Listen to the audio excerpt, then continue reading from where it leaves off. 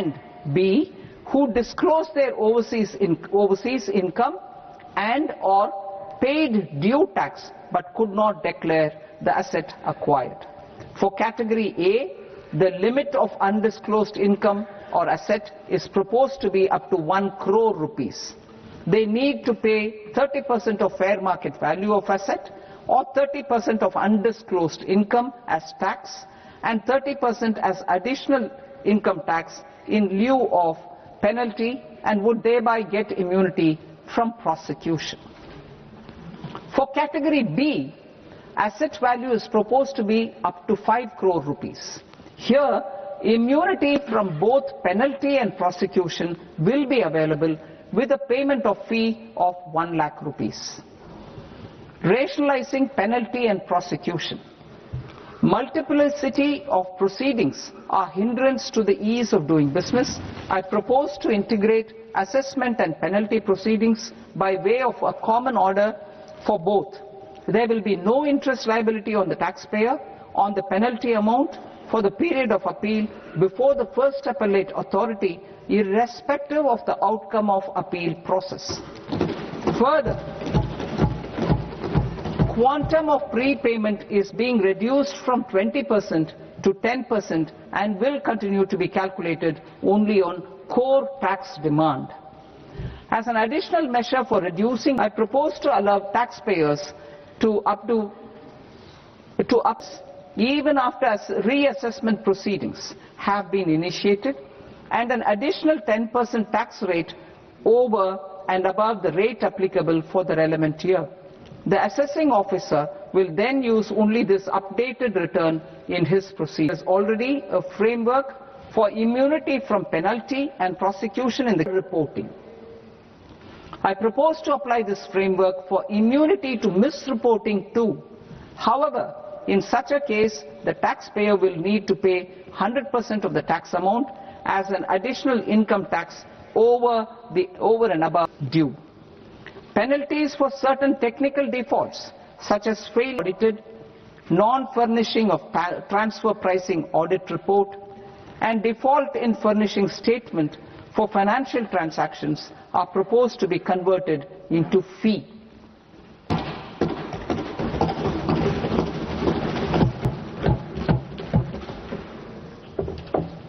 I propose framework under Income Tax Act while maintaining a careful balance for deterrence in some serious offence. Non-production of books of account and documents and requirement of tedious payment where payment is made in kind are being decriminalized. Further, minor offences only. The remaining prosecutorate with the quantum of offence, they will entail only simple imprisonment with maximum imprisonment reduced to 2 years and power to courts those into fines. There is no penalty. There is no penalty presently for non-disclosure of non-assets with aggregate value less than 20 lakh rupees. To also provide them with immunity from prosecution with retrospective effect from 1/10/2024.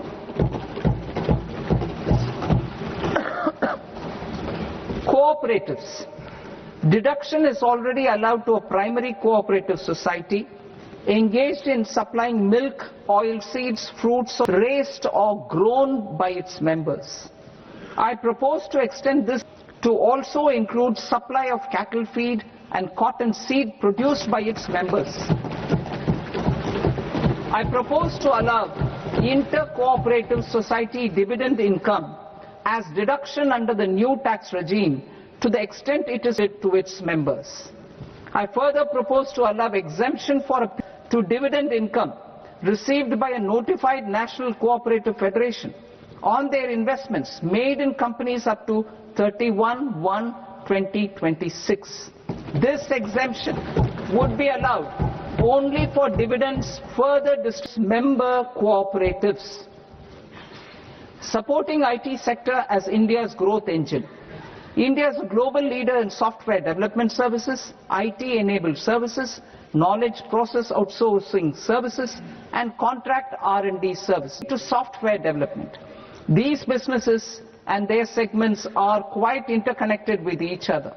All these services are proposed to be clubbed under a single category of information technology services with a common safe harbor margin of 15.5% applicable to all. The threshold for availing safe harbor for IT services is being enhanced substantially from 300 crore rupees to 2,000 crore rupees. Safe harbor for IT services shall be approved by an automated rule-driven process without any need for tax officer to examine and accept the application. Once applied by an IT services company, the same safe harbor can be continued for a period of 5 years at a stretch at its choice. For IT services companies who want to conclude advanced pricing agreement, APA, I propose to fast-track unilateral APA process for IT services and endeavor to conclude it within a period of 2 years. The period of 2 years can be extended by a further period of 6 months on taxpayers' request. I propose to extend the facility of modified returns available to the entity entering APA to its associated entities also. Attracting global business and investment. Recognizing the need to enable critical infrastructure and boost investment in data centers, I propose to provide tax holiday till 2047 to any foreign company that provides cloud services to customers globally by using data center services from India. It will, however, need to provide services to Indian customers through an Indian reseller entity. I also propose to provide a safe harbor of 15% on cost in case the company providing data center services from India is a related entity. To harness the efficiency of just-in-time logistics for electronic manufacturing, I propose to provide safe harbor to non-residents for component warehousing in a bonded warehouse at a profit margin of 2% of the invoice value. The resultant tax of about 0.7% will be much lower than in competing jurisdictions. To provide fillip to toll manufacturing in India, I propose to provide exemption from income tax for 5 years to any non-resident who provides capital goods, equipment or tooling to any toll manufacturer in a bonded zone. To encourage vast pool of global talent to work in India for a longer period of time, I propose to provide exemption to global, non-India sourced income of a non-resident expert for a stay period of 5 years under notified schemes. I propose to provide exemption from minimum alternate tax, the MAT, to all non-residents who pay tax on presumptive basis. Tax administration. I propose to constitute a joint committee of Ministry of Corporate Affairs and Central Board of Direct Taxes for incorporating the requirements of income computation and disclosure standards, the ICDS, in the Indian Accounting Standards, Ind AS itself.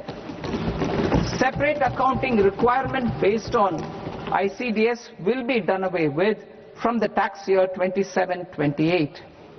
To support Prime Minister Modi's vision of homegrown accounting and advisory firms to become global leaders, I propose to rationalize the definition of accountant for the purposes of safe harbor rules. Other tax proposals. Change in taxation of buyback was brought in to address the improper use of buyback route by promoters. In the interest of minority shareholders, I propose to tax buyback for all types of shareholders as capital gains. However, to disincentivize misuse of tax arbitrage, promoters will pay an additional buyback tax. This will make effective tax 22% for corporate promoters. For non-corporate promoters, the effective tax will be 30%. TCS rate for sellers of specific goods, namely alcoholic liquor, scrap and minerals, will be rationalized to 2%, and that on tendu leaves will be reduced from 5% to 2%. I propose to raise the STT on futures to 0.05% from the present 0.02%. STT on options premium and exercise of options are both proposed to be raised to 0.15% from the present rate of 0.1% and 0.125% respectively.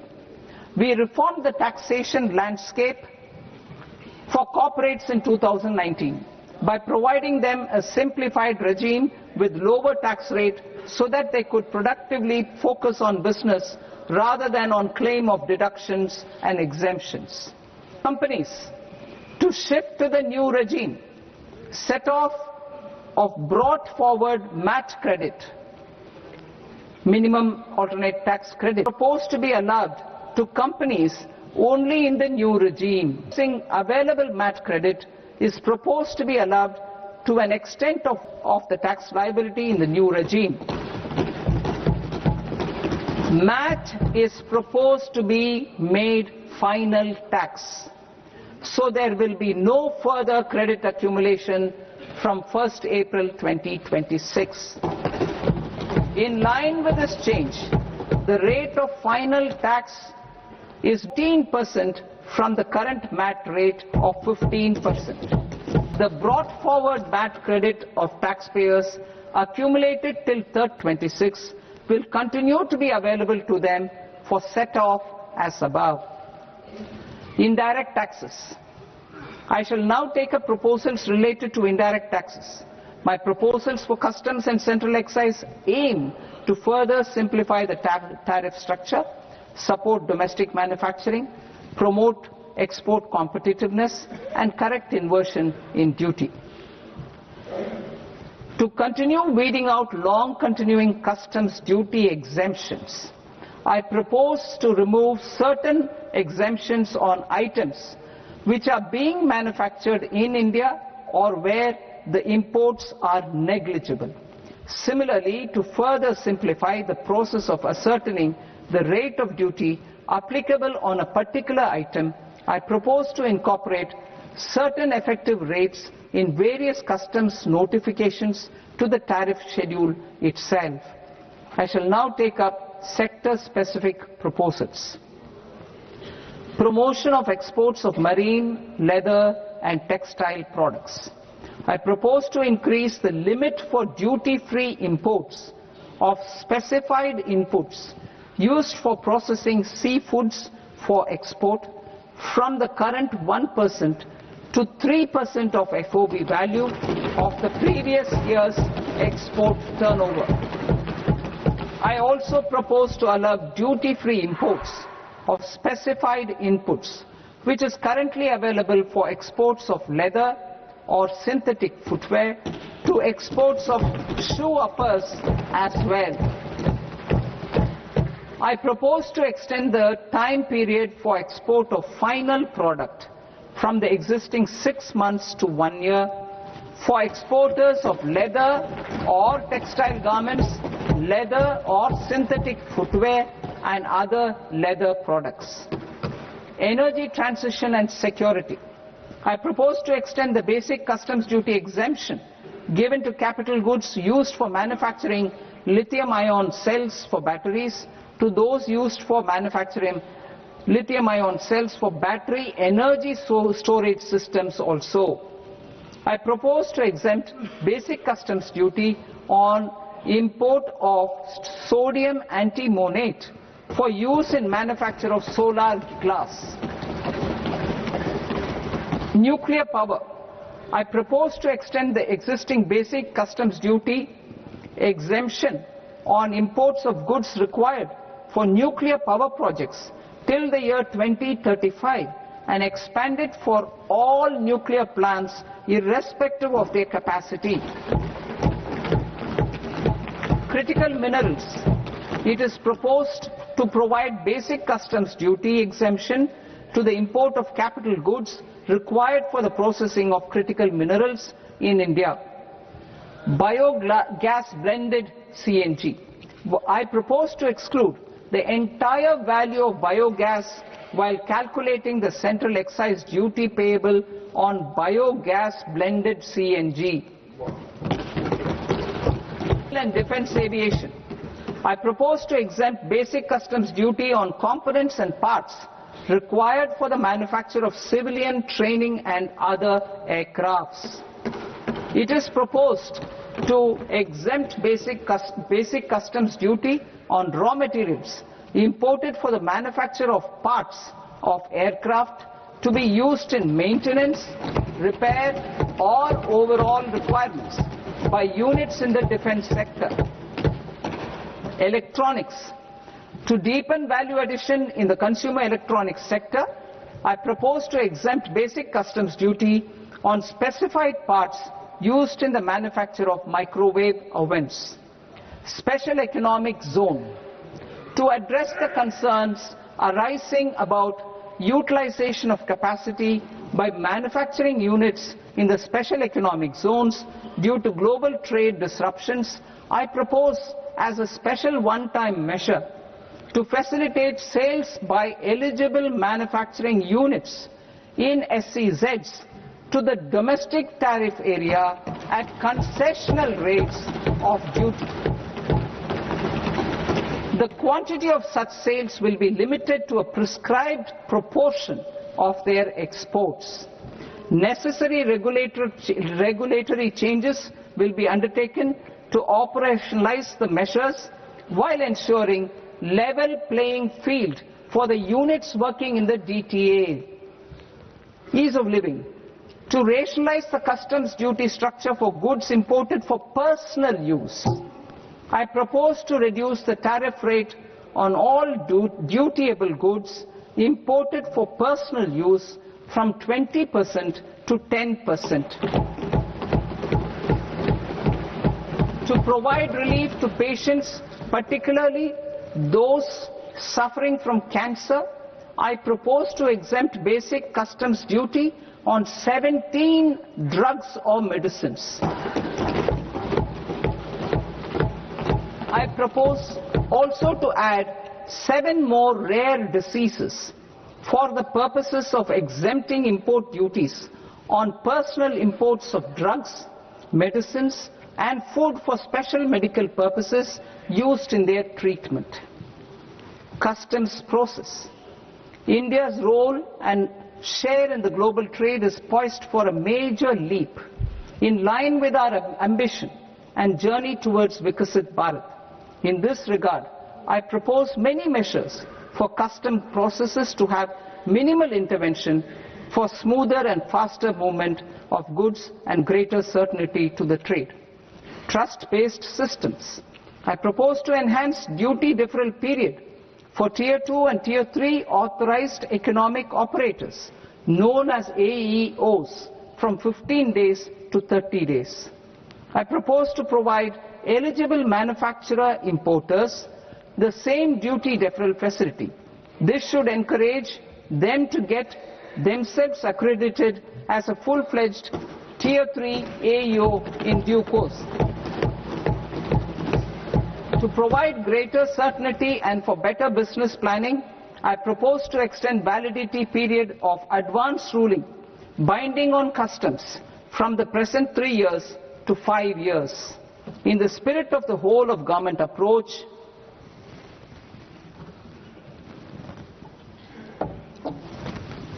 government agencies will be encouraged to leverage AEO accreditation for preferential treatment in clearing their cargo. Regular importers with trusted long-standing supply chains will be recognized in the risk system so that the need for verification of their cargo every time can be minimized. Export cargo using electronic sealing. Export cargo using electronic sealing will be provided through clearance from the factory premises to the ship. For import of goods not needing any compliance, filing of bill of entry by a trusted importer and arrival of goods will automatically notify customs for completing their clearance formalities. This will enable goods to be released immediately on arrival. The customs warehouse framework will be transformed into a warehouse operator-centric system with a self-declarations, tracking and risk-based audit. These reforms will move away from officer-dependent approvals and reduce transaction delays and compliance costs. Approvals required for cargo clearance from various government agencies will be seamlessly processed through a single and interconnected digital window by the end of the financial year. Processes involved in clearance drugs, plant and animal and wildlife products accounting for about 70% of interdicted cargo will be operationalized on this system by April 2026 itself. For goods not having any compliance requirement, clearance will be done by customs immediately after is completed by the importer, subject to the payment of duty. Customs integrated system will be rolled out in 2 years as a single integrated and scalable platform for all customs processes. Utilization of non-intrusive scanning with advanced imaging and AI technology for risk assessment will be expanded in a phased manner with the objective to scan every container across all the major ports.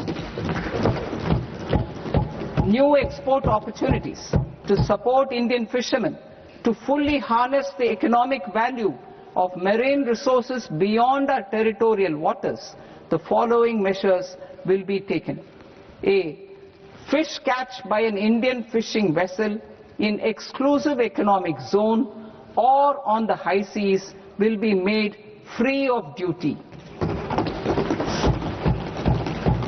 Landing of such fish on foreign port will be treated as export of goods. Safeguards will be put in place to prevent misuse during fish catch, transit or transshipment. To support aspirations of India's small businesses, artisans and startups to access global markets through e-commerce, I am pleased to announce complete removal of the current value cap of 10 lakh rupees per consignment on courier exports.